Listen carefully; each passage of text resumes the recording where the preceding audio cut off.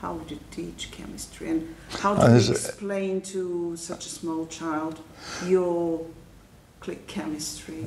So you have a way of remembering things. This can be when you have a conversation with yourself in your mind, saying words and sentences that remind you of what you have seen, or you can have pictures.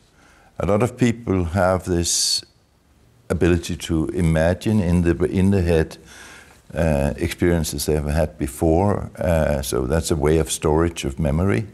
And I think children are actually extremely good at that. So children learn languages in whole sentences. They don't know anything about grammar or anything like that, you know. They see the language, and we see images around us. We get, you know, it's a very chaotic world to arrive to when you're a child, and still you get complete knowledge of it within a very short period of time, actually. And children are very good at storing images.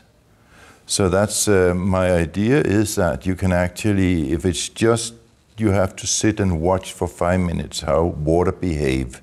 So you're actually using our ability to animate, to go into the molecules, looking at how the atoms are behaving, how they are composed, how they bind to each other, how they interact, how they move. All of those things are actually the framework that you need in order to understand chemistry later on. So if we do that with the kids, they will have this framework present somewhere in their brain when they grow up, and they have to, you know, understand kinetics and all of those things that we use in chemistry every day. And what about click chemistry? How would you explain your work? So the way I explain it to kids in Denmark is I have made these cartoon figures in Pac-Man figures, like this size. Yeah, and then I have very strong magnets that you can get from the hard disks in computers. Yeah. And these can, of course, sense each other on a distance.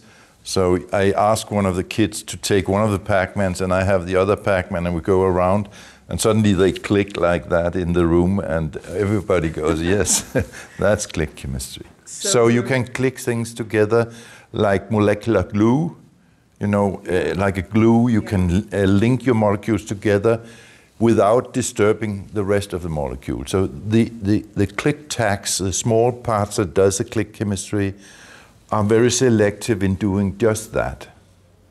And this is the essence of your discovery. Yeah.